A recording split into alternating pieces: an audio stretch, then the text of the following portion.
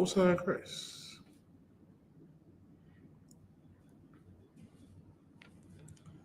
All right, Bobbity.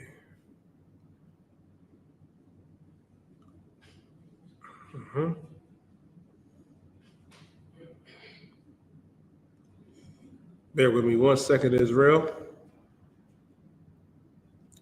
Bear with me 1 second.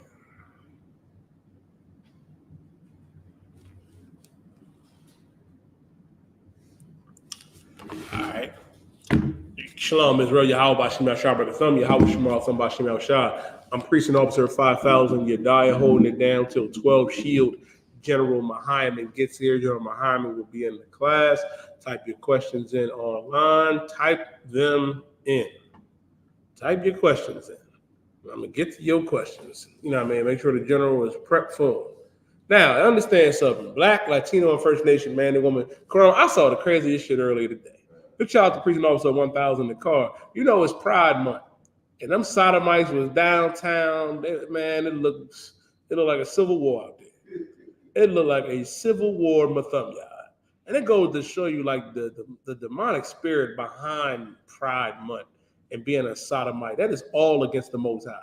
The Most High is against you and your lascivious behavior. Like it is no different. You know, it reminded me of Sodom and Gomorrah on how violent they was getting trying to, you know what I mean, trying to GMS Lot and the angels. It was a rough situation, Karam. Our God is against homosexuality. Our God is against lesbianism. Our God is against all of that nonsense, man. Like Preaching Officer 5000 Abundance says, all it is glorified masturbation.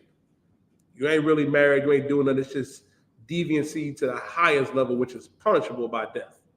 And I'm going to show it to you. Give me Leviticus chapter 20 and verse 13. Of course, we ain't putting nobody to death, Karam. You know what I mean? You ain't got to worry about the Levites coming to chop your head off. Understand something. Most High going to deal with you. Because you got to realize something, man. That behavior, that lifestyle is not for our people. And it was not for us to get involved in. Like our people go hard for it, Mahayaman. Like you go hard for being a sodomite. What you need to go hard for is this truth. Black, Latino, and First Nation man and woman. That's what you need to go hard for. You got to go hard for that. You going hard for everything but. Everything but. It was a damn shame, Karam Yahala. It was out there going at it. You know, it looked like a full civil war blows. It was terrible. And it goes to show that the Most High is against it. The Most High is against you being a sodomite. And they call it pride. Ain't nothing prideful about being a sodomite. I pray you understand. Yeah, it's not something to take pride in. It is an evil spirit to be in, man. And it's wicked as hell. So, you know what I mean? For a man to be with another man or a woman to be with another woman. Read what you got, Ibad. Okay. This book of Leviticus 20, verse 26. Leviticus 20 and 13. This book of Leviticus 20, verse 13.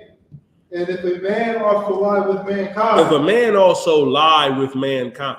And if a man lies down with another man, or if a woman lies down with another woman, read. As he lieth with a woman. Because a man is supposed to lie with a woman is supposed to lie with a man. Keep going. Both of them have committed an abomination. Both of them have committed an abomination. It's an abomination unto the Most High for you to be a man and be with another man. For you to be a woman to be with another woman. Like big shout out to Captain Zariak, man. He made a good point about, you know what I mean, about that sodomite Saucy Santana. He went out there and was Saucy Santana was going out there saying, y'all bitches want to be masculine. And I'm sitting here like, God damn, Karam, is that not the pot calling the kettle a nigga? That's the pot calling the kettle a nigga. We damn past black. I call it for what it is. You mad at sisters for wanting to be masculine. The sister shouldn't be masculine. But you sitting up here full sodomite wanting to be feminine. What you trying to be? You going against nature. You going against the Most High. And that's an abomination. That's an abomination unto the Lord. That's what the Most High said, Mahayaman. If a man also lie with mankind as he lieth with a woman, both of them have committed an abomination. Right. Both of them. You a woman, you ain't supposed to be with another woman. What gratification do you get from that? Let me tell you something too. Are you aware of all the abuse that happens between them dykes, Salakians? I apologize. Between those lesbians? Can't say that. We can't use the D word, TikTok and other social media. TikTok, I apologize. This is all sensitive. Abusers of themselves. You know what happens with them lesbians? Them Beanie Siegels, you know what I mean? And the Michelangelo Ninja Turtle, you know what I mean? Lesbians be beating the hell out of them sisters. They do. They be tearing them up. God damn, it's a rough situation. It's a rough one. You can forget about it. The Most High ain't for it. The Most High don't want two women being together. The Most High don't want two brothers being together. And they push this on our people, and you go hard for it. And you wonder why your life is in hell. You wondering why you got AIDS, you got HIV, monkeypox. Let me tell you something, Corona. Monkeypox came out, I was like, God damn. I saw one devil's face. His face was decaying while he was alive. His nose fell off. Like, good night. And the statistics behind the monkeypox was crazy too, Mahayaman. So we read an article for General Mahayaman where it said 98% of those that got monkeypox were men. The 2% were women that had men on the down low. Exactly, bro. Mahayaman, like, damn. That means good night. The Most High is telling us, man, that you ain't supposed to be in that type of behavior. You not. Most High said it was an abomination. Both of them have committed an abomination. Read. Oh God. They shall surely be put to death. They shall surely be put to death. Ooh-wee. Listen, Levites ain't putting you to death now. You ain't got to worry about Yahtazar, coming to chop your head off. You ain't got to worry about that. What you need to understand and realize is this. Now the Most High is going to deal with you. And you don't want the Most High dealing with you. You don't want that. That's a rough situation, Corona. The Most High dealing with you? Ooh-wee. You live that lascivious lifestyle now, the Lord see you, and he going to deal with you.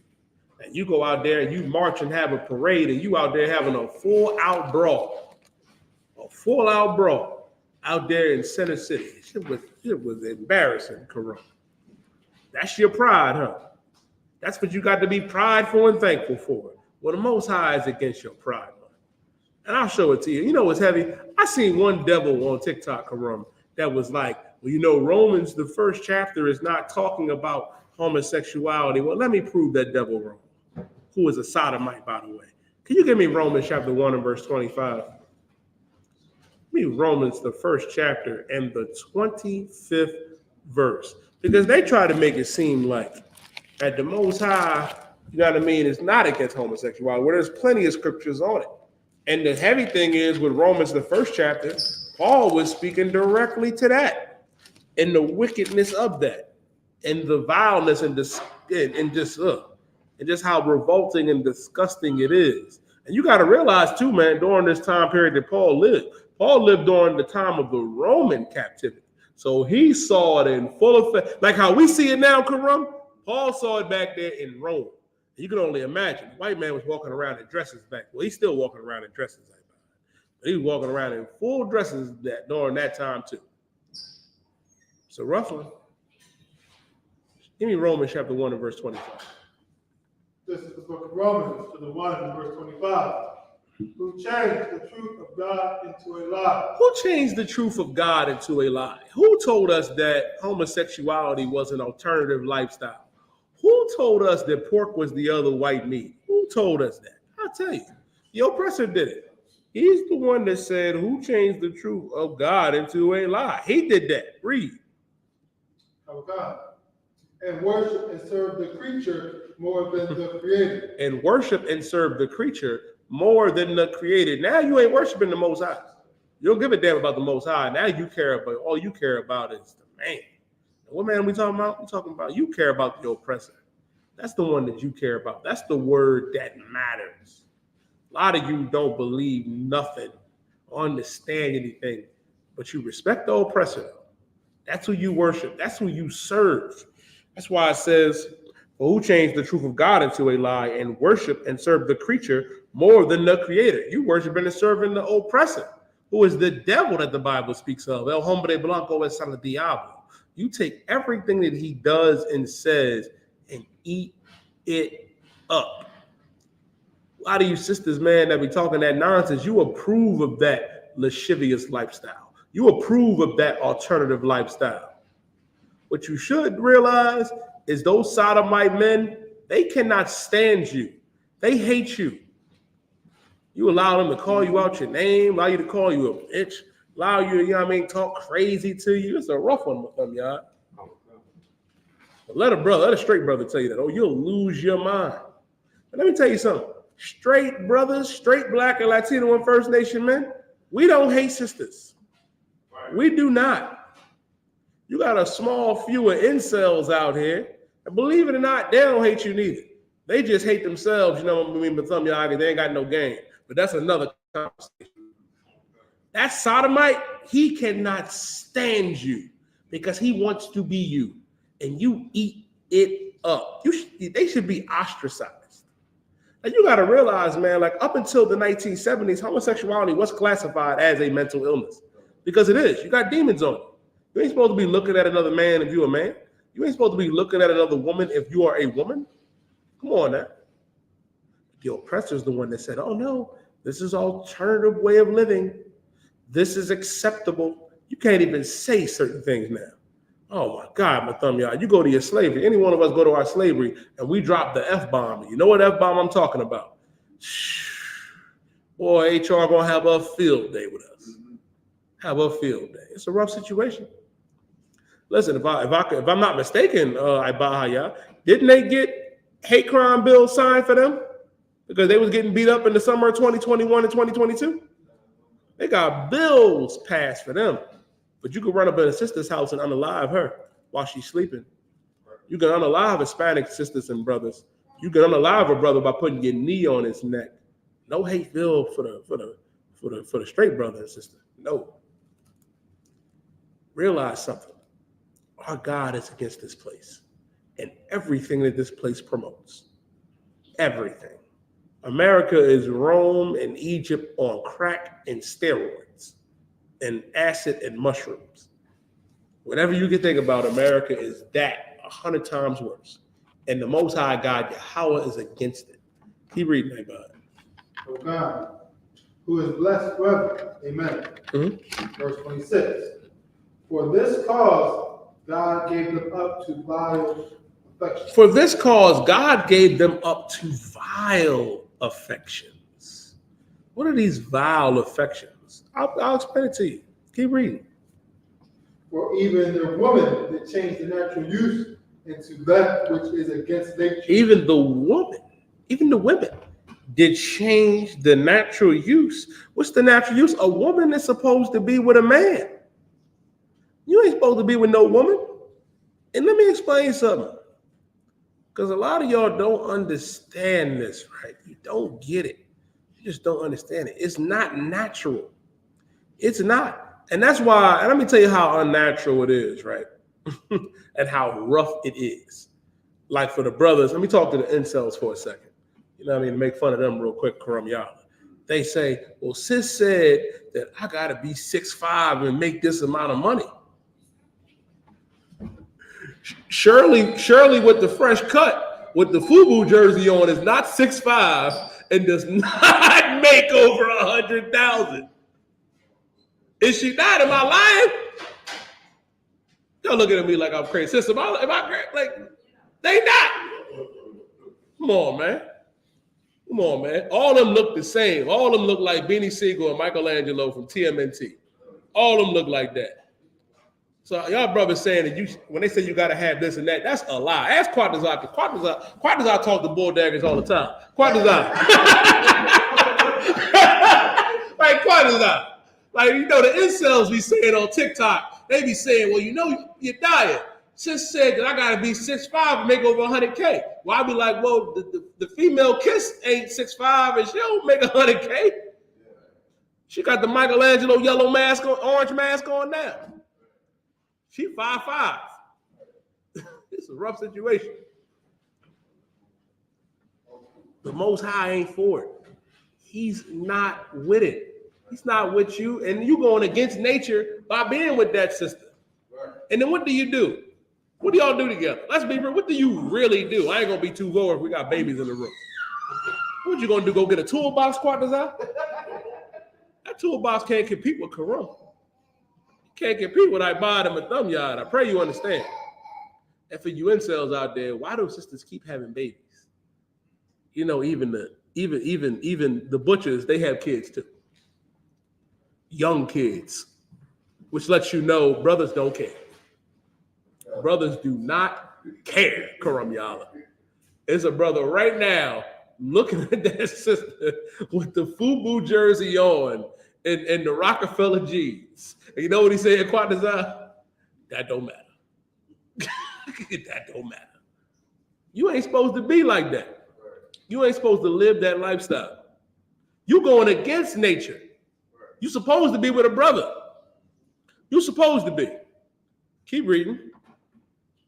Verse 27.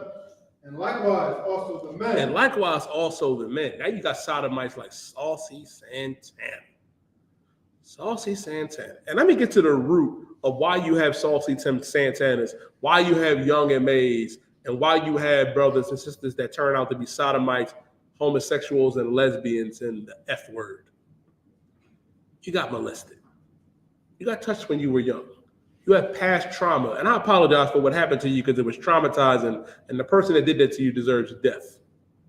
But now you go and do it to somebody else. Now you're living that wicked lifestyle because you wasn't able to deal with that trauma. When you ain't supposed to live that lifestyle, now you got brothers. Likewise, the men. Keep going, Ibad. Leaving the natural use of the woman. You leaving the natural use of the woman. You ain't looking at sisters now. Now you're looking at brothers. And that's something that's diabolical. And there's one thing that I cannot stand, man. That I cannot stand Black, Latino, and First Nation man and woman is a sassy brother. I cannot stand it. Like that's just terrible. Like you're supposed to be a soldier. You're supposed to be masculine. You sitting up here a whole sodomite. Weak. Understand something, man. That's not how we're supposed to be. Brother, that's not how you're supposed to be. But because we're in this place, because this is what they promote and all the abuse, you know what I mean? It's a rough situation. Now you got that strong demon of homosexuality on. Now you ain't even looking at women no more. You ain't looking at sisters. You're looking at other brothers. Diabolical. Keep reading. Burn in their lust one toward another. Burn in their lust one toward another. You ain't supposed to be living like that, man. That is not a lifestyle that our people are supposed to live. It shouldn't even be an option. You should be ostracized for that. You should be deemed. Listen, let me tell you something, man. We gotta bring back righteous shame. Righteous shame. Like you should not be able to walk around and be free. You know what I mean? And live that lifestyle. Like we ain't supposed to be doing that, man. You not. Like you supposed to listen. You living like that. Brothers are supposed to turn their heads. Sisters too. And they promote this like it's cool, Quatazar. Like it's fine. Like, did you see when the car posted on how they was downtown rumbling each other? It was a rough situation. A rough situation. They don't talk about how violent they are. They don't be talking about the abuse that happens within their own community. It's untreated trauma. That's what it is. And the Bible is talking about that. Even the men did leave the natural use, you know what I mean, of the woman. Now you ain't looking at a sister, you know what I mean? You don't even want to game a sister up. You sitting up here looking at brothers. That's wicked as hell. That is wicked as hell. And a lot of you incels, you ain't far from it. You in the He-Man woman-headed club now. You're going to end up just like the oppressor. You know what the Proud Boys do to each other. You know what they do in those fraternities, Quatazar Karab. I ain't got to tell you. You know what they do in your fake Israelite groups. That's why Nate's wife wants, the women to come and be in the school, be in their church or whatever, while they on their menstrual cycle. Because, Big Frida and Nate, what they be doing with the rest of the brothers. That's a rough one. That's a rough one. That's God damn. I'm just saying. Listen, Eve, listen, we got this. Can't leave your man around Big Frida. And purple, it's a rough one. Our God is against all of that. And let me tell you what's so crazy about all that. During the time of the Roman Empire, they did all that wearing purple. That was their staple. That's their color. That's their color. That's what they do. You taking on their behavior, their learned behavior. Our God is against it. Now you got your lust burned towards another. Men working with that which is unseemly and receiving in themselves the recompense of their own error, which was meat. Give me Deuteronomy 23:17 and use the mic. Our God is against all whoredom, all lasciviousness, all of that nonsense, man. All of the sodomy. Our God is against it. Black man, you're supposed to be with that black man. Latino man, you're supposed to be with that Latino woman. First Nation man, you're supposed to be with that First Nation woman. That is how it's supposed to be. That is the natural order of things. This is not something you should be doing. It's not. Sidebar, did y'all see what Sexy Red was saying when she was on that podcast with Yachty and the other brother? The sister admitted to being raped, admitted to being abused in the worst way. And sodomite sat there and laughed at her. That's the problem. That's the problem. The I.S.U.P.K. and the Commander General Yahanna is the solution for every Black, Latino, and First Nation man and woman and the trauma that we suffered through and face continually here in America, in the West Indian Islands, in Central America, and Mexico. The UPK under Commander General Yahanna is the solution. You're not going to find a solution in the world. They don't understand. They're numb to it. They don't even know how to address it. It's funny. Ain't nothing funny about it. And here, problems get solved. And here, you are allowed and are able to heal through the mercy and power of the Most High. I pray you understand. Read Deuteronomy chapter 23 and verse 17. God, this is the book of Deuteronomy chapter 23 verse 17. There shall be no whore of the daughters of Israel. There shall be no whores of the daughters of Israel. Sis, you ain't supposed to be a whore. You're not supposed to. That is not a lifestyle that our women is supposed to live. A lot of you don't understand. When you see them sisters with them link trees or whatever, and they got that special profiles, you know what I mean, to them links. You know what I mean? What's them websites you be going to, Quadazar? Oh, they don't want to answer. But tell me, what's that site? What's that website you was telling me about when you be talking to some of them other sisters? You said they strong brothers, Karam. They strong brothers. They're going to tell me after class, of course. I'm joking, man. Mahayaman and Quadazar, excellent brothers. Who don't get caught up in the filth, you know what I mean, of this place. But them sisters have been abused. Them brothers have been abused. Like the last resort of you falling on funds, you know what I mean, should not be you bearing your rear end for the world to see. Or you know what I mean, or doing acts that you're only supposed to do behind closed doors with your husband. It's a rough one, Quadazar. God said that he is against, you know what I mean, whoredom. There shall be no whores of the daughters of Israel. No Black, Latina, and First Nation woman should be a whore. It is beneath every Black, Latina, and First Nation woman. And no brother should be a whoremonger. Read.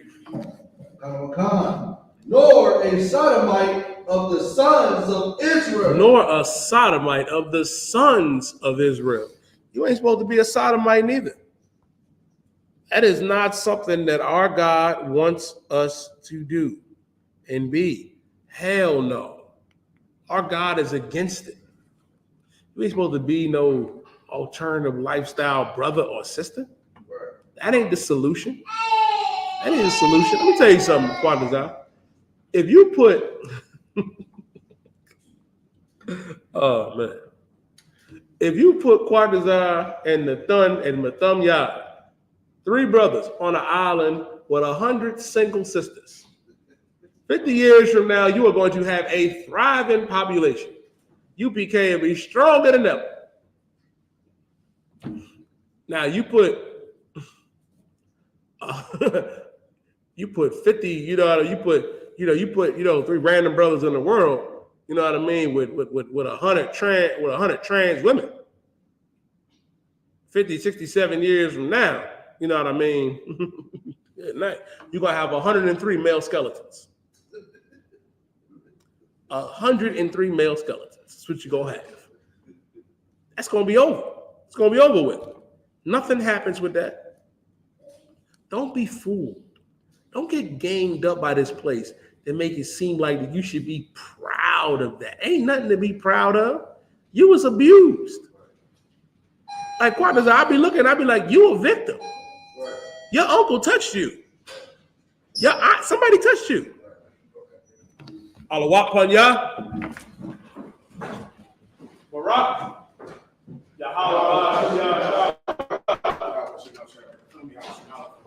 Yahweh. Wrap it up.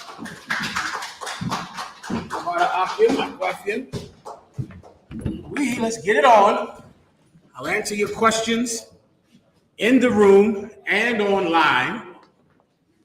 I'll give you your breakdowns that you need this week for camps and your various battles that you inevitably will be required to get in. Do I have any questions? No sweat. Do you think? I'll just behave like we're not. All right. This is from Laquan. He says, "Sloppy, sir. This is Trooper Laquan from Northern California. I'm typing to ask if stem cell therapy is unlawful." No, stem cell therapy is not unlawful. Neither is contraception. I got a call today about someone teaching that contraception is unlawful. You know what I mean when I say contraception? Birth control, the IUID method, or IUD, or whatever they might have down there at the pharmacy. All of that is lawful. You want to get on the pill, do it. It is absolutely lawful. If you don't want to get on the pill, then don't. But if you want to get on some type of contraception, or you want your wife to get on some type of contraception, that is absolutely lawful. And so is a stem cell replacement, so is a kidney transplant, so is a heart transplant. You'll find that if you research God, it is never unlawful to live.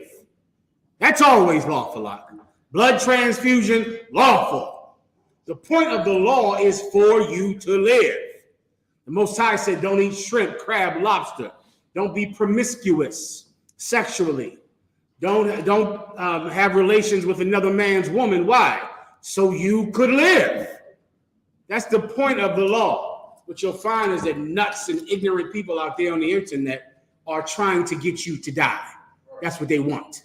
That's what that controversy about that vaccine was about. That's why black people in America and Hispanics were the only people that were being told not to take it, while the rest of the world were having protests because they wanted it and they were demanding the vaccine from their governments.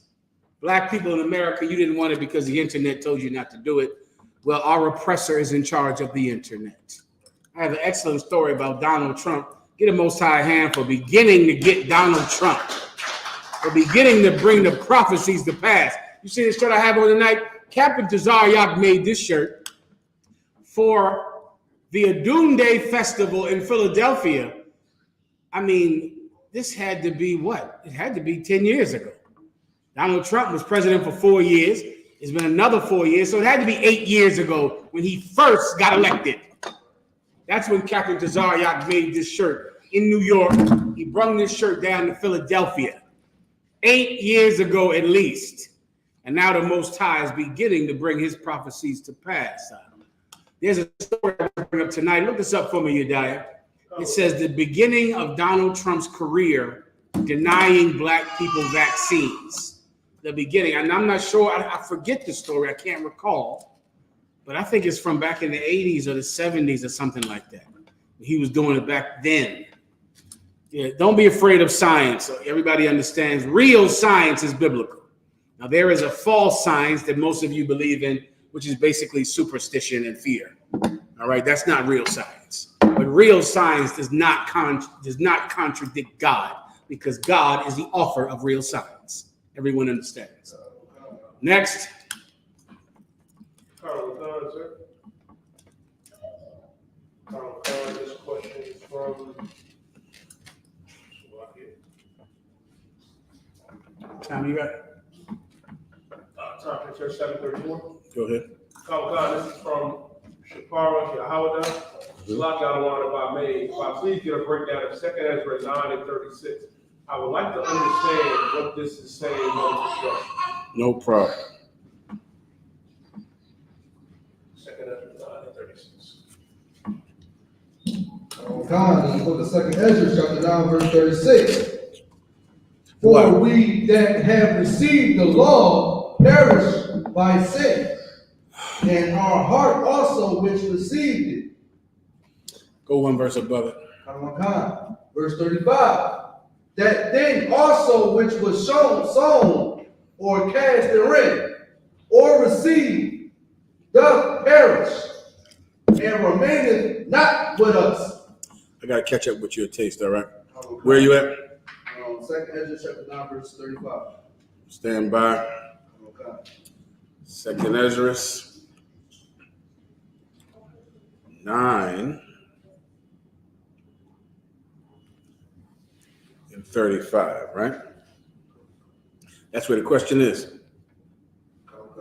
I believe it's 36. Mm-hmm.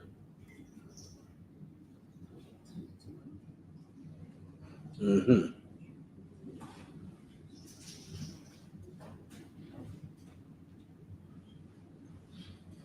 Mm-hmm. Okay, skip up to 34. That's what you need, all right? Go Go ahead. This is the book of 2nd Ezra, chapter 9, verse 34. And lo, it is a custom when the ground hath received seed, or the seed a ship. Let me start right there. Let me try to explain this to you. It is a custom, meaning she's saying that this happens. This happens normally. Read it from the top. It is custom. Read after that. When the ground have received seed. So it is custom, meaning it's normal, that when the ground receives seed, meaning you're a planter, a farmer, you want to plant something in the ground, right? So when you go and put that thing in the ground, that seed in the ground, go ahead. Or the seed, a ship. Or a ship goes out into the sea. Continue. Or any vessel, meat or drink. Or any vessel, meat or drink, whether it's food or liquid. Keep going.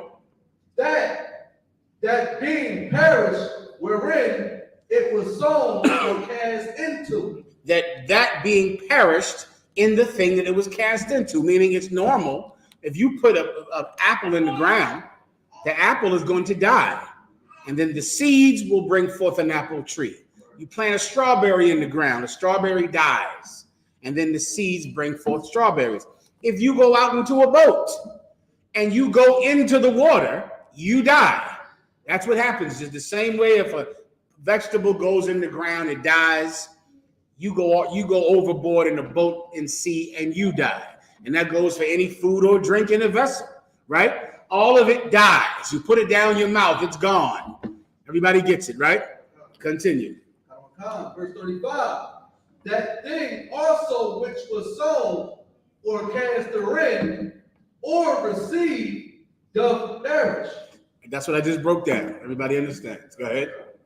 And remaineth not with us. And it's not with the living anymore. It's gone. That apple is gone because you put it in the ground, so it died. That man that was on that boat that capsized, he's gone. That food or that drink that was in that vessel, once you pour it in yourself, it's gone. It's not, that food or drink is not on the table anymore.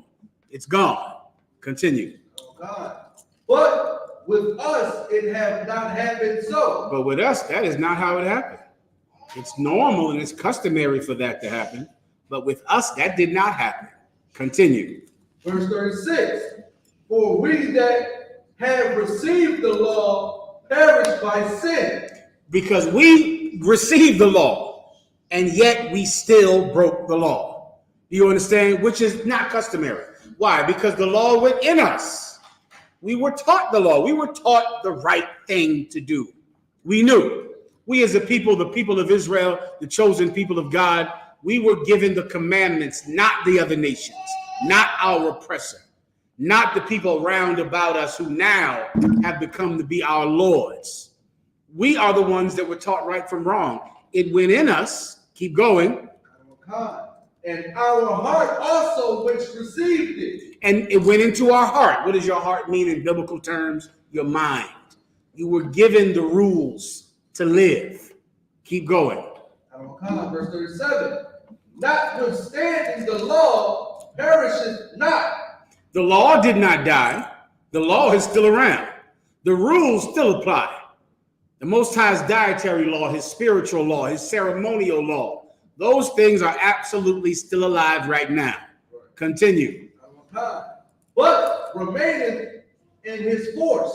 But they remain in his force. What does his force mean? His power, his authority. Meaning what? God enforces the law. He is the enforcer of the law, not police, not some government agency, but the Most High is the one that will take it up with you when you sleep with another man's woman, when you commit adultery on your husband, when you go out and become a drug addict or a cigarette smoker or a weed smoker. He enforces the law. Everybody understands? Continue. Verse 38. And when I spake these things in my heart. Was that her question? Or did we pass it or get to it yet? Oh, that was a question. All right, done. Next.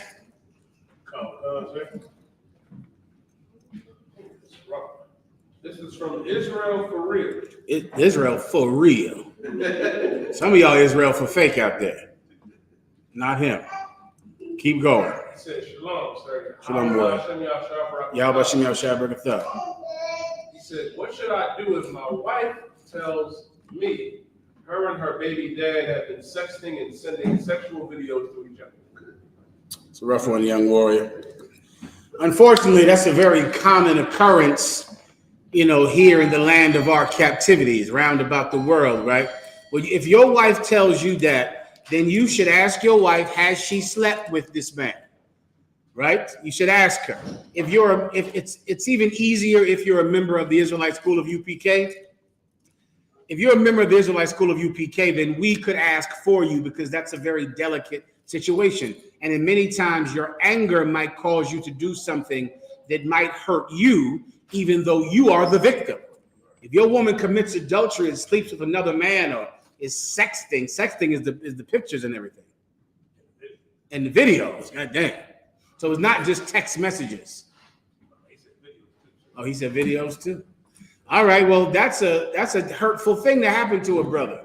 So many times you don't want to be the one that confronts her because then you might do something that ruins your life, even though you're the victim. Because if you harm her or unalive her, now she's going to go be with all of the men in the world and you'll be in prison. So many times Commanding General Yohanna advises you to allow the school to handle that. So if your wife says, I've been sexting people, I've been sending videos to my ex, it's always that ex. Always that same man she left. Why did she leave him? Because he cheated on her. That's why she left him. But the minute she gets with you and you say, I want another woman, then of course she's angry at you and wants to go back to her ex that cheated on her. Anyway, you come down to the school, we will obey the commandments in Deuteronomy. And we will give her the law of jealousy. That's where a husband can bring his wife before the priest, and the priest will give her a test to see if she accepts the temple. And if she accepts the temple, then she has not committed adultery. You just have a wife that sent dirty, nasty pictures to her ex and videos. I'm just telling you. Yeah, that's why I tell you, watch who you marry. Watch who you marry. That's all I can do for you. All right. You don't listen to me, but then when you find her giving pictures to her ex, then of course it's time to cut her head off. You should have listened. Anyway, but if she rejects the temple, then she has indeed committed adultery, and then you leave her. There are many cases where the priest will just determine whether or not she has committed adultery. We'll examine her, we'll question her, and we'll put her through the process. The process always reveals who a person is. So you just bring her before the priest, Doc. That way you don't harm yourself or make things worse, all right? Next. This is from AJ. It says, Slock Yahweh, if I may ask with your grace. No problem, AJ. Well said, brother. Absolutely. Continue. It says, it's the celebration of Nakanor, a head holiday. Can I get the understanding of it, Level Control? I don't understand what that is. Nakanor? Does anyone know what that is? AJ, you might have to explain what that is, Nakanor. Like, I don't recall that.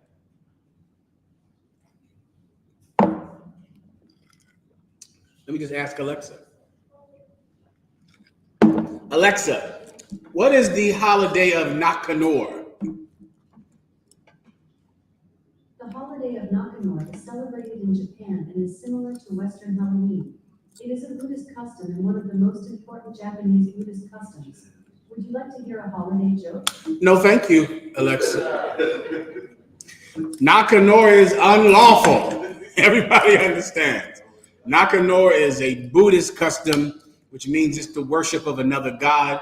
The god in question is Buddha, who is God to the people of Buddhism. He's some prince that lived a long time ago.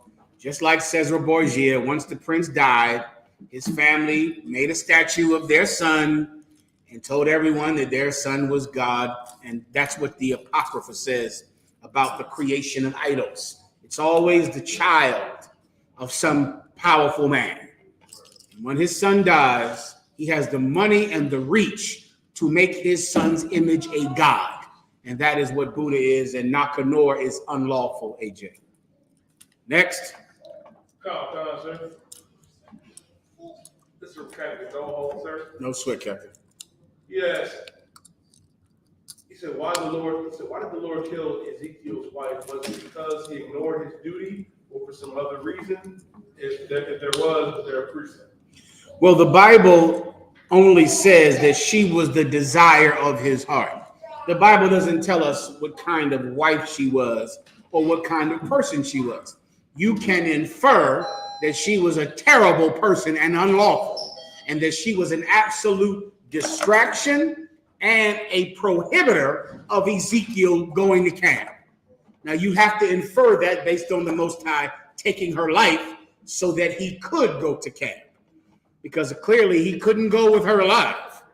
With her alive, he was unable to put the shoes upon his feet, to tie his mitre about his head, and to go speak. He couldn't do that with her living, which lets you know two things in the spirit. That one, she was evil enough to stop him from going to camp. Two, he was too weak under her to resist her. You get my point? He couldn't just say, bitch, shut up. I'm not, get in there and be quiet. I'm going to camp. He didn't have the strength to do that. She was the desire of his heart. So you can infer that she was wicked and that he was too weak to do the Lord's work and reject her. That's what you know about Ezekiel's wife and why she died. If your brothers don't know the precept I'm speaking about, you just raise your hand or someone online tell me and I'll read it. If not, I'll move on, all right? Go ahead. This is from the Robert Carter. Mm-hmm. This long low Christ referring to a previous question. Mm-hmm. He said, with all that being said, is sexting not considered adultery? Sexting is not sex. So it cannot be considered adultery because adultery is sex. Do you get my point? There are many things that are absolutely unclean. They're not sex. It's not sexual contact. Or else you would be married to every woman who you've seen walk down the street half naked. You understand? If I go out this door, I'll see virtually all of a woman's body. She's not my wife because I've seen that. You see a woman in a movie, a woman takes off her top. You brothers, you go to those movies where they show naked women or those pornography sites y'all always on. That would mean you were married to that woman. You get my point? It would mean if you not even pornography, if you just watch the regular R-rated movie, and it had an explicit sex scene. The woman is topless. You're seeing the woman's body. That would mean that's your wife. Or if a woman goes to an R-rated movie and a man takes off his shirt and shows his penis, that would mean that that's her husband on the screen. She's married to Brad Pitt now from now on because she's seeing his body on the screen. Seeing a naked image of a person is not adultery, does not mean you're married to the person. Is it unclean, disgusting, and unlawful? Absolutely it is. It's just not breaking that law. Do you understand? It doesn't mean that you have had sex, because if it was adultery, then the woman would be married to the man who saw her body. You'd be married to those prostitutes on the porno sites that you watch, or when some actress takes off her shirt in an R-rated movie, you would be married to her. No, it's not unlawful. That's why you should choose wisely when you choose a woman. There are so many things that cannot give you the right to divorce. It can give you the right to a lot of things. And once again, you might bring her to the council, and the council might determine she's sexting this man because she is having sex with him. Do you understand? That's why I'm trying to advise you, bring your wife to the council. Because I've been in councils where the woman says, I sent these nasty pictures, I got weak. Upon examination, the council realizes she sent this picture because this is her husband, this person. That's why she sent this video. That's why she's lying when she says she didn't have sex with him. She sent the picture because this is her man. And I've been in councils where the woman says, I did not have sex. The council tells her that she is judged an adulterer and a liar, and this marriage is over. That's probably what I've seen, I think, virtually in every time it's ever happened. I can't recall a time when the council did not determine that she was a whore. Every time that I recall, if she sent those messages, she also committed adultery. I'm just telling you, but I can't just give you a blanket statement to say it automatically means it, because it does not. You bring her to council, and we will determine whether she's a whore or not. 9 times out of 10, she's a whore. But you still should bring her to council. Everybody understands. Go ahead. Come on, sir. This is from Officer Zakaria on God. He says, Salam, General. With your grace, can I get a breakdown of Romans 3 and 1 Officer? No problem, warrior. That's an honorable request. No sweat. Go ahead. God is the book of Romans, chapter 3, verse 1. What advantage then have the Jew? Or what profit is there of circumcision? One verse above it. This is 3 and 1. So, like, read the last verse of chapter 2.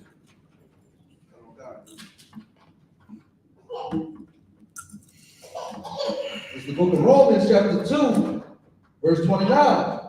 But he is a Jew, which is one inwardly, and circumcision is that of the heart. You read one verse above it. Let me give you the whole controversy about this. Fake Israelites, Christians will say that they will use this precept and then lie about the meaning of this precept to say you're a Jew in your heart. You know, you're a Jew based on how you feel about being Jewish. And so that makes you a Jew. That is, of course, not what this precept is speaking about. I will explain right now. Read it again. I mean, read one verse above it. Verse 28. For he is not a Jew, which is one outwardly. Go up above it. Verse 27. And shall not uncircumcision. One more verse above it. Verse 26. Therefore, if the uncircumcision. One more verse above it. Verse 25. For circumcision barely profited. It's all right. If thou keep the law. This whole topic, everything we're reading about now, is about whether or not the brothers in the truth who came from Greece, who came from Rome, who came from Thessalonica. What book is this in? Romans chapter 2. Who came from Rome, who came from Corinth. These brothers were not circumcised when they were children because they were in a land where circumcision was not the law.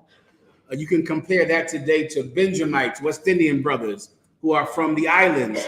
They don't circumcise on those islands. I believe in Haiti, they do not circumcise. The Dominican Republic does not circumcise. In America, coincidentally, they circumcise here. I'm not sure if they circumcise in the UK. The brothers will have to tell us, but there are places where it's customary for every boy to be circumcised. Well, 6,000 years ago, 2,000 years ago, if you were born in Jerusalem, every boy was circumcised on the 8th day because it was the law of the land to be circumcised on the 8th day. Paul is teaching in Rome now, in Corinth, in Thessalonica.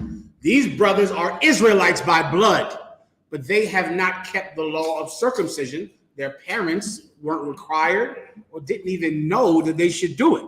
But now they're 25 years old and they want to come into the truth. They want to serve their King, Jesus Christ. They know they're Israelites and they want to keep the law from here on. They want their faith to matter, not whether or not they kept the law. They want their faith to matter, not whether or not they have kept the law. They want to come into the truth. But the brothers in the truth that lived in Jerusalem did not want to allow them in the school because they were from Rome, because they were from Corinth, and they knew that those Romans did not circumcise kids. So that's the controversy that you're reading about, that Paul is writing about, because it was a very big controversy in the schools he was over, because he was the apostle sent to the Gentiles of the Gentile. He was a Gentile. Everyone understands? Now read. Okay, just remember what I just said. Now you read. Go ahead. Yes. This is the book of Romans, chapter 3, verse 1. What advantage then have the Jews? So Paul just went on to say about it, you don't have to be circumcised. Circumcision is a token that says whether or not you believe in the Most High. But you better believe in the Most High, even if you don't have the outward token of your penis having the skin off. You better keep the commandments, even though you don't have this mark that pledges you to keep the commandments. If you have faith, you'll still keep the commandments. Then he came back and said, what? 3 and 1? Or what profit? No, I'm saying read 3 and 1. What advantage? What advantage then have the Jew? What advantage does the Jew have then? Or, go ahead. Or what profit is there of circumcision? Those Jews, they live in Jerusalem. They don't want us to come into the truth. They're the Jews. They don't want us to be with them. They don't want Ephraim. They don't want Manasseh. They don't want Gad. They don't want the, how do you say 12 in Espanol? Tribus, doce. How do you say 12 tribes in Espanol? Alexa, how do you say 12 tribes in Spanish? 12 tribes in Spanish is doce tribus. Dulce tribus. They don't want the dulce tribus to come into the truth. They don't want that out. So then what advantage do the Jews have? Or what profit is there in circumcision? The Jews are circumcised. The Jews live in Jerusalem. I'm telling you, don't listen to them. You don't have to be circumcised. So then what advantage do they have? Or what profit is there in being circumcised? Keep going. Verse 2. Much every way. In every way. That's what advantage they have. In much every way. Continue.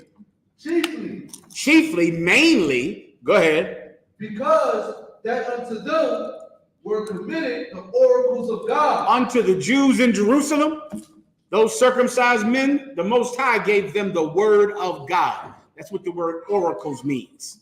The Most High gave him the oracles of God. Keep going. Verse 3.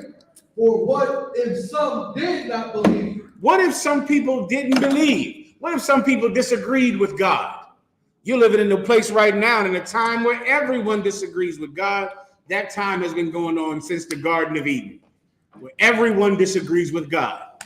We would just all be arguing and fighting. Eventually, we'd all pick up weapons and unalive each other. And that's how we would determine whose side God was on. That's how it's normally done. Without the oracles of God, then people don't know what is true. Everybody understands? You need the Bible to end arguments, to end debate, to end war. The Bible says this, I say this, I'm right. The Bible says this, I'm not saying this, I'm wrong. What advantage do the Jews have? chiefly because they received the word of God. Keep going. Shall their unbelief? And I'm sorry, for what if some? For what if some did not believe? What if some did not believe? Keep going. Shall their unbelief make the faith of God without effect? You see that? Because they don't believe in something, does it mean that we that do believe in the oracles of God, does that mean our belief doesn't matter? Simply because you don't believe? What difference does it make? We have the word of God. So even if you don't believe that Jesus is black, and you don't believe that the Hispanics are the chosen people of God, and the so-called North American Indians are the chosen people of God, it doesn't matter to us that do believe, because we have the oracles of God. So your unbelief is irrelevant, because we know what we're teaching. We know for a fact what we say, because we have the Bible, because we're Jews. Everybody understands? Keep going. Verse 4. God forbid. God forbid. Go ahead. Yea, let God be true, but every man a liar. That's why you need the oracles of God, young man. Because let God be true and every man a liar. Because they say that all nations can be saved. You can keep saying it. You can all believe it. All you fake Israelites and Christians and Muslims, you all believe the same thing. All of you, listen, this is how twisted the religions of this world are. Each religion believes in a different God, and they also believe that the next religion has the same God. So I call him Allah, you call him Jehovah, you call him Buddha, but it's all the same. All three of them got different rules, different practices, different customs. They'll put you in jail for something in Saudi Arabia that America wants you to do. You go around walking around in America as a woman, the way you walk around in Saudi Arabia, you're getting your head chopped off. You're getting unalived over there.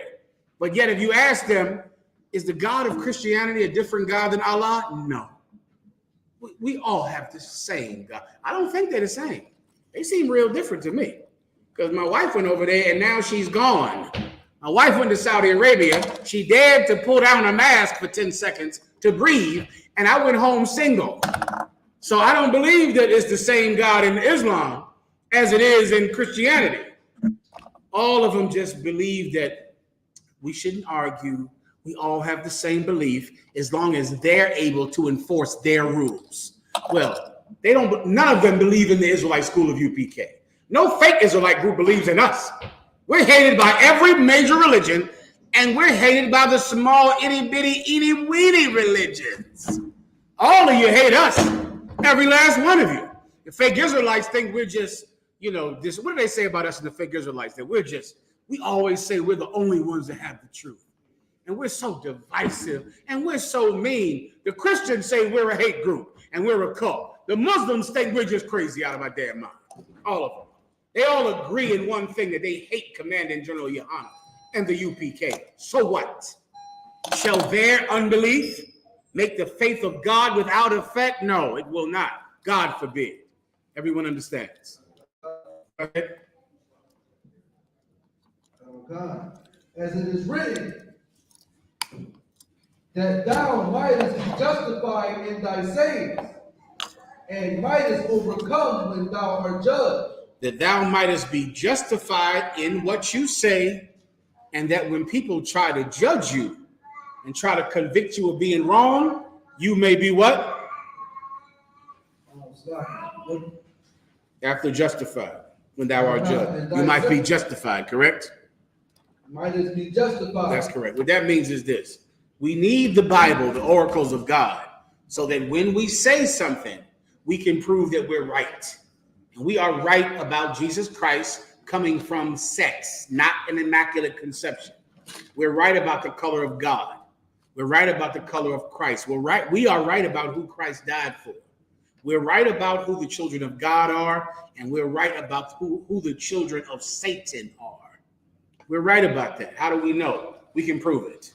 We have the Bible. We can prove it. And when someone tries to say we're wrong, and they try to judge us because we're wrong, we can prove that we are justified in what we say.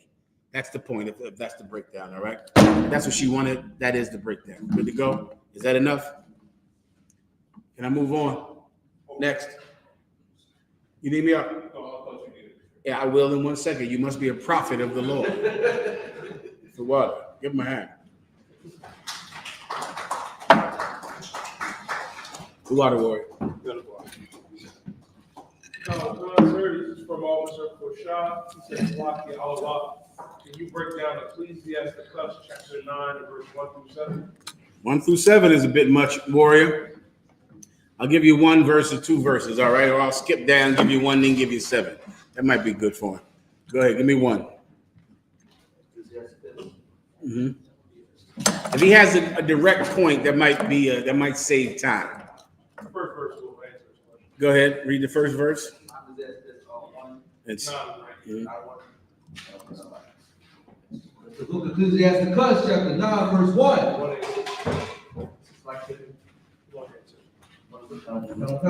Verse 1. Be not jealous over the wife of thy bosom, and teach her not an evil lesson against thyself. This is a very important precept for a young husband out there, man. If you're young and unseasoned with women, now you have a wife. Don't be jealous over the wife of thy bosom, and teach her not an evil lesson against you. Let me sum it up for you in a nutshell, right? Don't teach a woman that you are easily manipulated into being jealous over her. Don't do that, because she will then make you jealous every day. She's going to do it because she loves when you say, what are you wearing? Who are you with? Who are you going over there with? What are you doing? She's going to do things to make you jealous. This is how crazy your woman is. Some of you idiots even hit her and beat her because I don't want you talking to no man. I don't want you being around no man. A lot of you hate your wife if she comes to a high holy day. You all, well, don't be talking to that brother. Don't be watching his classes. I've heard about that. That's a ridiculous thing that I've heard about. But some idiot tells his wife he doesn't like her to watch the classes of other brothers in the school. And I always think to myself, do you think that your wife is going to think that you're more of a man because you hate your brothers? What do you think? She's going to think that your disloyalty is masculine? This is what she's going to do. She's going to know my husband is jealous of that brother. He's worried about that brother. He thinks that brother is handsome. He thinks that I like that brother. And then guess what she's going to do when she gets angry at you? I'm going to turn on the class and watch Officer Yediah. You got another woman? Officer Yediah was just saying last week in class that if a man getteth a wife, then she'll quote all of Yediah's classes to you. Then before you know it, Yediah is wondering why this brother's salute is a little lackluster. Hey, Shalama. You're like, damn, did I offend you, brother? Is everything all right? No, it's good to go. No problem, sir. It's all right. Okay, no sweat. Why? Because some woman at home is talking about Yediah, watching his classes, throwing it up in his face, mentioning Yediah in arguments. Yediah don't know anything about it. Whose fault is it? Her husband. Because he has taught that evil bastard that he is weak and disloyal. And she is going to use it against you. Because she doesn't care if you knock her tooth out if she has your attention. Guess what? If you're in there fighting her over worrying about who's in her phone and worrying about who she's talking to, you're not outside the house with that other woman. You could just stay there and smack her in the face all day because at least she knows you're not over there with her. And when you go to walk out the door, she'll go ahead and leave. I was about to watch you die his class anyway. What'd you say, bitch? Shut the door. Stayed in the house 12 hours. That's this precept, warrior. Don't teach your wife how to manipulate you. Don't do that. Be comfortable. What are you worried about, keeping her? You want a whore? Go whore. Is someone stopping you from whoring? Whore all you want. That's it. You'll come here and you'll wonder why the paint is scraped off the walls and I'm gone. And I took the paint with me. I scraped the walls down. Yes, I'm taking my TV. Yes, and the couch. And then you don't know I have brothers. The brother's renting a U-Haul truck. Is hiding, is camouflaged down the street. They don't bring it up the minute you go to work. and they're going to take the tree branches off of that U-Haul truck. And my brothers are going to strip this house like army ants. You come home from work, and I'm gone. It ain't got to be dramatic. We ain't got to have a big fight. You hoard, okay? No sweat. Go to work. Yeah, that's all right. Well, let me think about it. Let me try to wrap my mind around this. Yeah, give me some time. You come home from work, the echo is going to let you know already.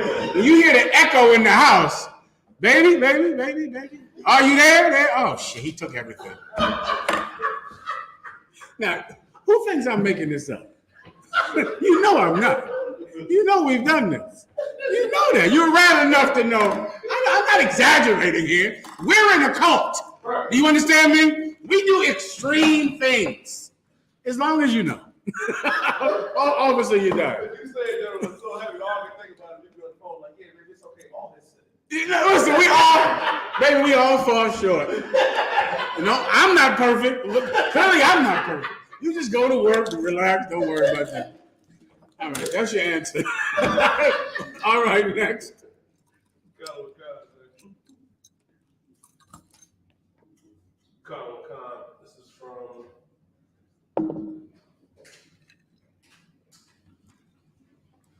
This is from Daniel, son of Judah. He said, Salaki, General, with that being said, could you clarify what Yahweh meant when he said if you look at a woman with lust, you committed adultery? Just trying to understand. Well, that's not in the Bible, young warrior. That's not in the Bible at all. Everyone says it is in the Bible, but that's not in the Bible. I'm going to explain it to you. That's from the Catholics who say, now, before I answer the question, get the precept. But do you know what that would mean? Is this brother saying that you cannot, well, let's look up lust first. Let's ask Alexa what lust is. Alexa, what is lust? Here is an answer from an Alexa Answers contributor that I translated. Lust is a term that indicates an excessive or overly intense desire for sexual pleasures. Stop, Alexa, stop. An intense or overly aggressive desire for sexual pleasure. I'm going to ask the brother a question. Do you never look at a woman with an intense desire to have sex with her? Is that what you're saying? Just answer the question. Does he believe it is unlawful to have a strong, intense desire to have sex with a woman? Let him answer for a second.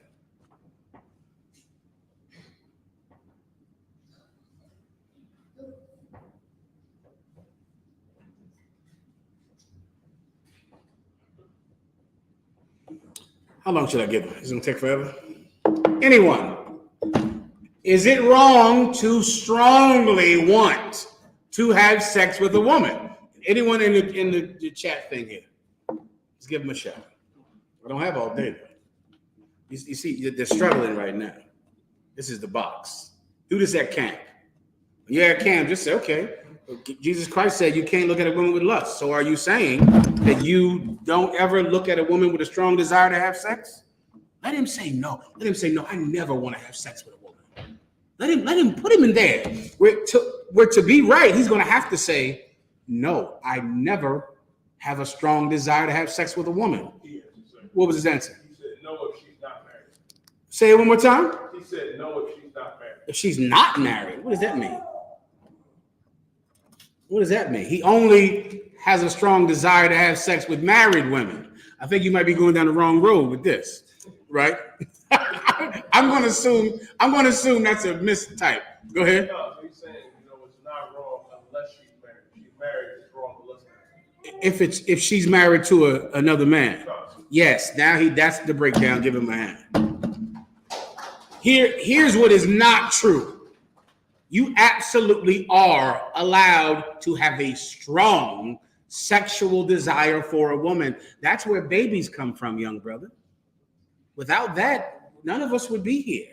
Without that and vodka and gin, the room would be empty. Wouldn't be babies on this planet without Bacardi and a strong desire to have sex. That's lawful. Let me tell you another trap that you can get Christians in when you battle a Christian about this precept. He just said, then why does the Bible say that if you lust after a woman? Did you hear him say that? Remember earlier, right? What was his question? Jesus Christ said, if you lust after a woman, it's a sin. Who else is a woman? Your wife. Your wife is a woman. So if Jesus Christ said it is wrong to lust after a woman, then you couldn't lust after your wife either, because your wife is a woman. This is the box you can put Christians in, because really they're just quoting what some Catholic priest said who likes boys.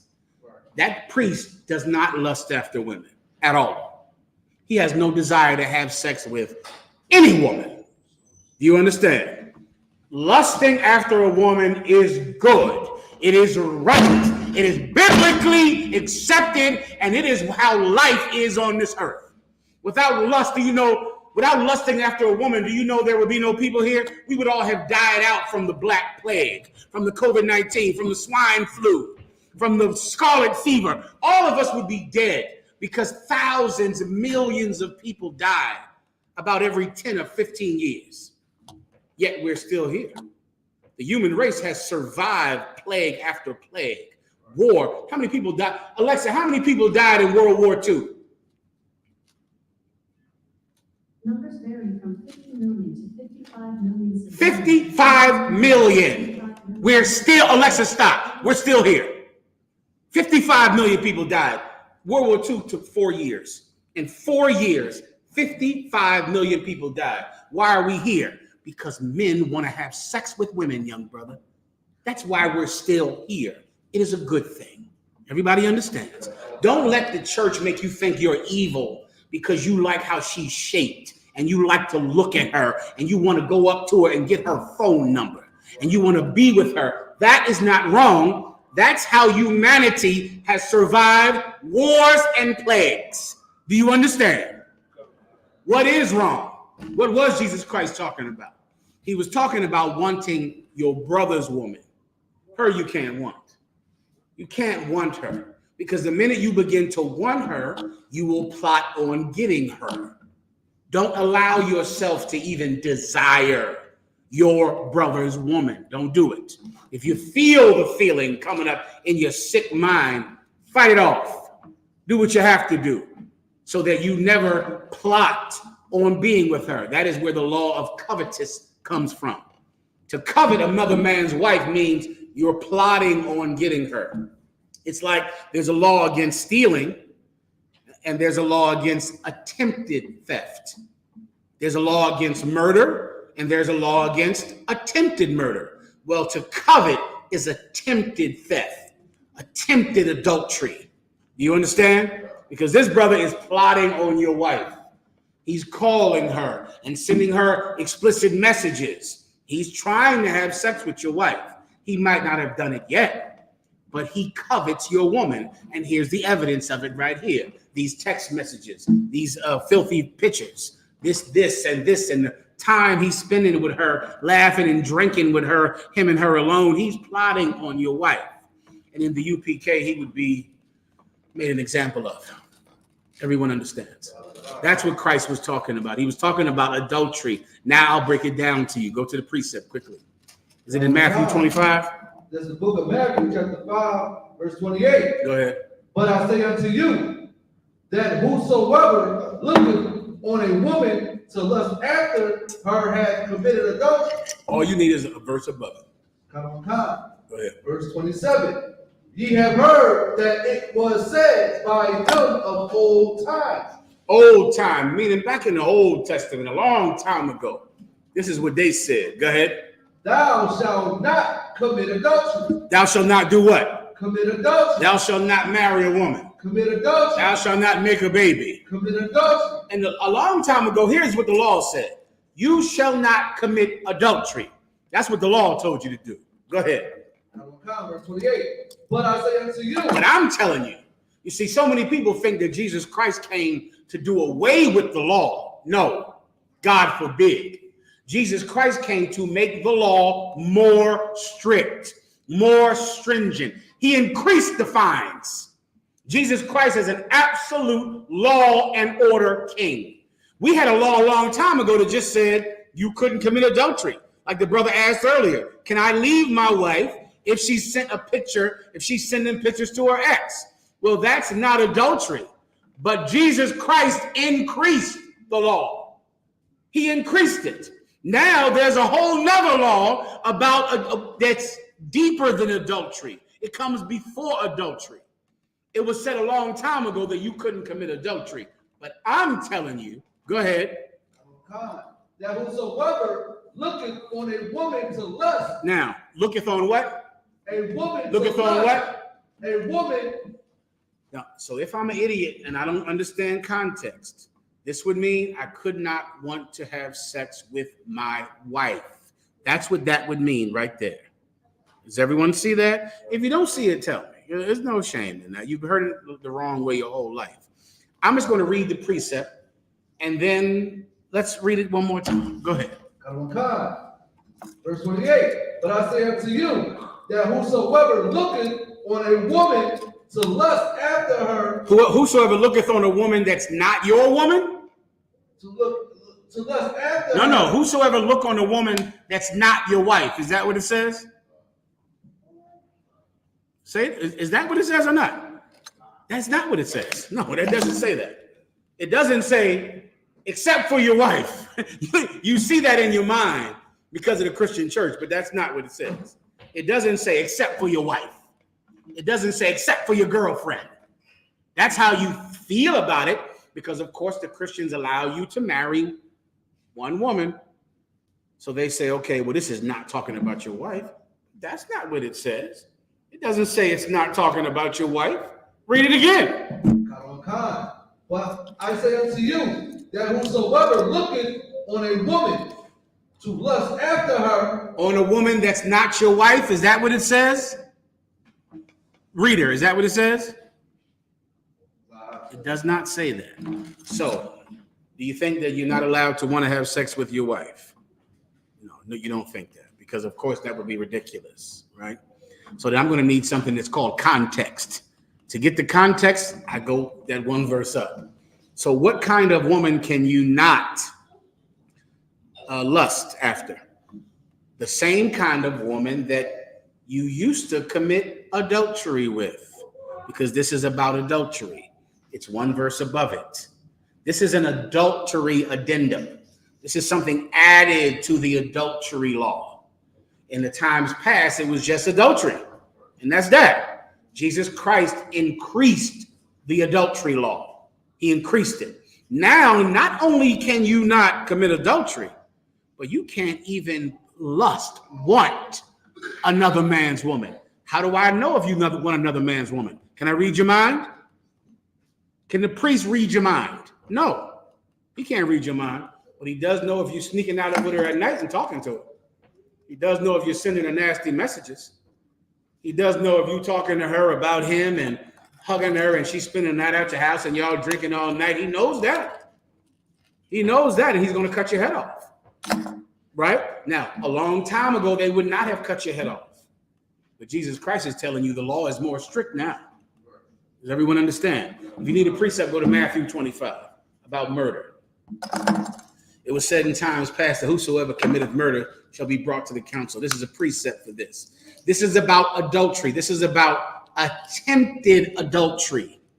That's what this lust is. When you want another man's woman, how would they know if you want her? The plot, the things that you do, the sitting with her and drinking with her and taking her out and then saying it's innocent. Don't do things like that. Come on. Please, sir. I think it's so heavy that you're bringing that up, because when you think about like the movies we grew up on, they romanticize that. Like the woman is going through rough times with their husband or whatever. They got the knife shining armor. That's like, oh, he shouldn't be you. This is like Tyler Perry's plot right here. Oh yeah, yeah. A dumb bitch out there. Excuse me, children. A stupid. Come on. It's like I can't even think of another word. It's a woman who is less than honorable and who is silly. She loves to fantasize about someone better than her husband.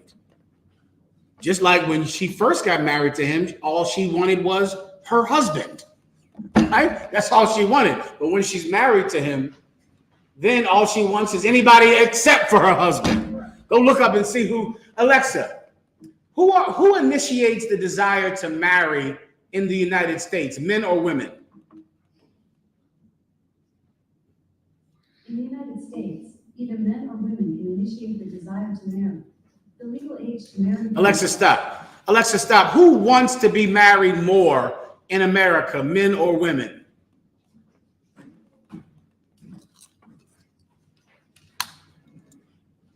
Alexa don't know. I think you know already. This is what you might not know. Alexa, who initiates divorce in America, men or women? In the United States, women are the ones who usually initiate the divorce process, making up approximately 70% of the cases. You know how women always want a ring? I want a ring. I want to get married. I want to get married. Women also want to get divorced. That's what they want. They want to get married. They want to get married. In about 2 years, I need to be happy. I need to get a divorce. I need to get a divorce. I need to get a divorce. Guess what I need now? I need to get married. I need to get married. 2 years later, I absolutely have got to get a divorce. I need a divorce. Women love to fantasize about getting a man and then fantasize about losing a man and getting rid of a man. That's them. That's women. You gonna let them rule your life? You gonna let her decide things? That's up to you. All right. The Bible says this, that not only are you not allowed to commit adultery, but you're also not allowed to try, to plot, to want her. You're not allowed to do that. Just like this. Go to Matthew 25.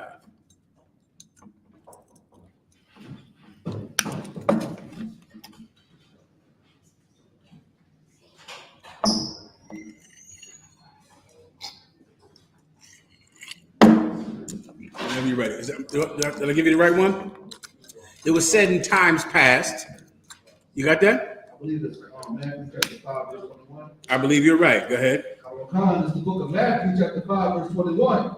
Ye have heard that it was said by the old, by them of old time. Of them of what? Old time. Remember, the other precept said it was said by them of times past. Well, here's the same premise. It was said of them of old time. Go ahead. Is it time to roll up? Okay, then. When should I roll? Now or a little later? Go ahead. Time. Thou shalt not kill. Thou shalt not do what? Kill. In old time, the Bible says thou shalt not kill. When you look up the correct translation, that word is murder. Murder. That's what the Bible says. The Bible does not say thou shalt not kill. The Bible says thou shalt not murder. Everyone understands. Murder is different than killing. Killing is what you do you kill a fly. If it was thou shalt not kill, then you could not kill a fly. You could not kill a carrot to pull it out the ground. You couldn't cut down a tree, because when you cut down a tree, you kill that tree.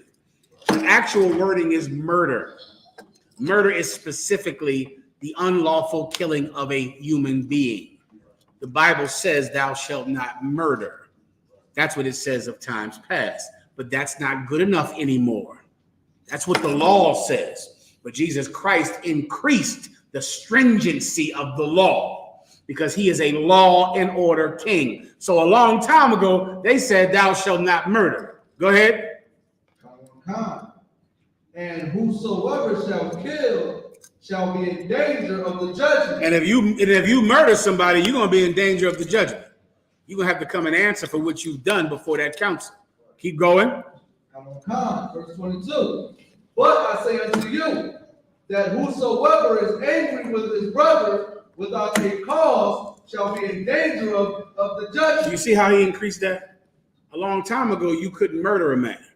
Now you cannot even be angry with a brother without just cause for being angry. He increased it. He didn't do away with the law. He made the law more strict. That's what that law is about. There was a law for adultery.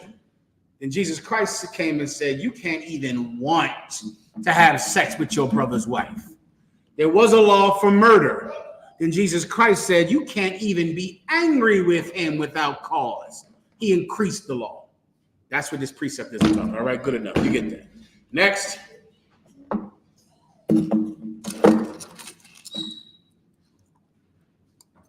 Any questions up?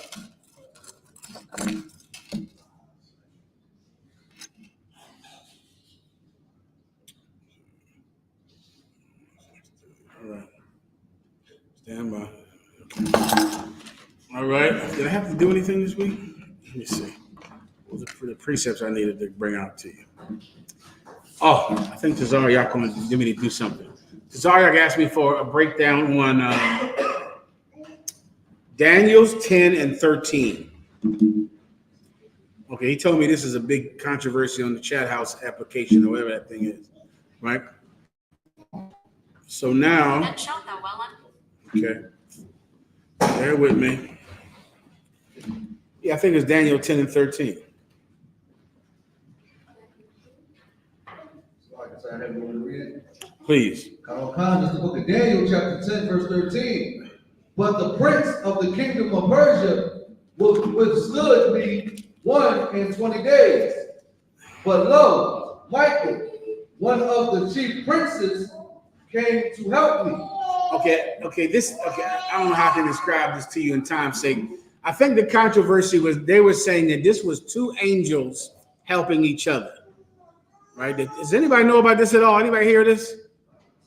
He said this was two angels helping each other. That's what they're saying in the chat rooms. It's not. Okay, this is speaking about Christ. Christ is at Daniel's 10, 5, and 6. That's an appearance of Jesus Christ at Daniel's 10, 5, and 6. The spirit of Christ, an appearance by Christ, came the angel because he was about to now go in battle. He was going to go out in the street and prophesy, right? And Jesus Christ is telling him about how he was doing the same thing in Persia, but the prince of Persia withstood him, but then Michael helped him. The prince of Persia is Satan, is Shaitan. It is not, an actual man. When Jesus Christ was being crucified, he said, now is the prince of this world cast out. You understand? The prince of this world is Satan. He's in charge of this world. You need that precept. There's another precept you need is when Christ, who am I thinking about? Michael was battling for the bones of Moses. He was battling Satan. The battle they're talking about is not physical. It's not a war. It's a verbal battle. It's talking. It's Christ challenging Satan because Satan wants to do something. Christ doesn't want the Most High to listen to Satan. So Christ gives a counter argument to the Lord. So it's a battle in words. That's what the battle is about. And Daniel is about to have to get up and battle in words because he's about to prophesy. But the Most High is going to be with his words. So this battle he had with the Prince of Asia is talking for 21 days. It's talking about a battle that Christ had with Satan. And then Michael came and helped him in that battle because, of course, Michael works for Christ, or Mahayaman works for Christ. So he assisted him in this verbal battle that he's having with the demon Satan, who is the prince of Persia, who is the prince of this world. Everyone understand? That's all I'm going to give you for now. You got to go look it up to even understand what the hell I'm talking about. Anything else? We done here? Any other questions online? Someone check it out. Help the brother out. See if there's a question online I'm missing.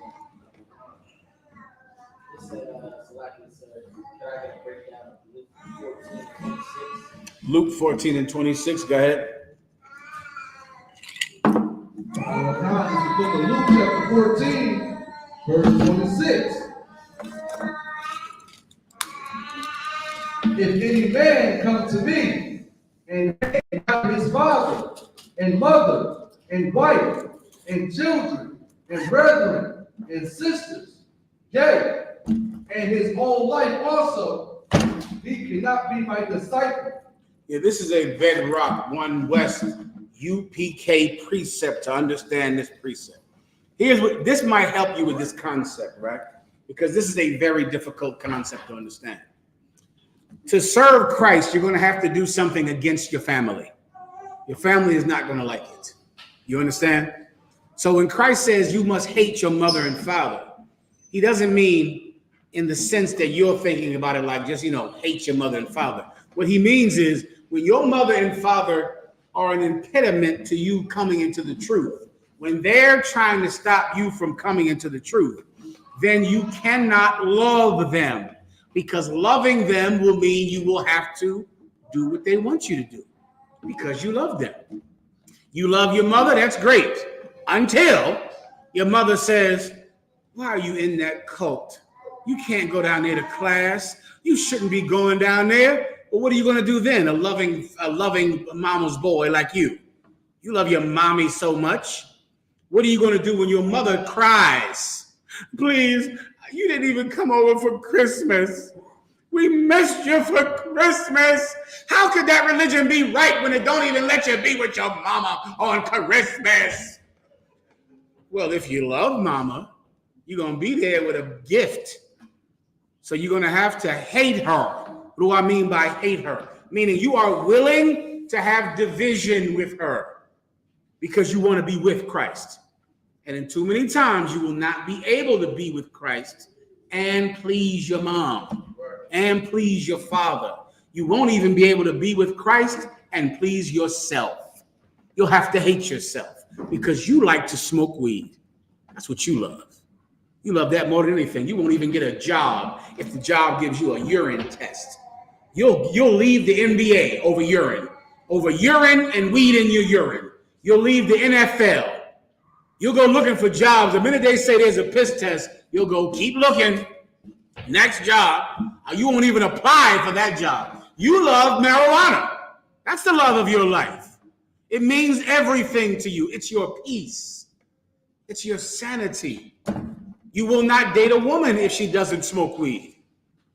You'll lose your children over that. There is nothing that you would lose over weed. Well, you're going to have to hate yourself to love Christ. You'll have to go against yourself, against what you want, against the things you love. That's what this precept is talking about, all right? You want to say something else? I was going to say a precept that will be, thou shalt not serve two masters, or again, two masters. That's exactly what it's saying. Master is that addiction that you're going to have. You can't have two masters. You're ruled by weed. And being ruled by weed is being ruled by white people. That's all that is. That's that. Because that's who has weed. That's where you get your drugs from. If you're ruled by pills, then you're ruled by the person you buy pills from. That's your master. That's who you serve. Well, the problem is our oppressor is at the top of that pyramid on getting you pills. He's there. And they all trickle down to your dumb ass sitting in your car making TikTok videos high on pills. All right? Everybody understands, okay? We good here? Any other questions up? What's your name, warrior? It's all right. Take your time. Anytime you're ready. Say again. Nathanya Allah. Give him a hand. Officer Nathanya Allah. He'll take the class from you.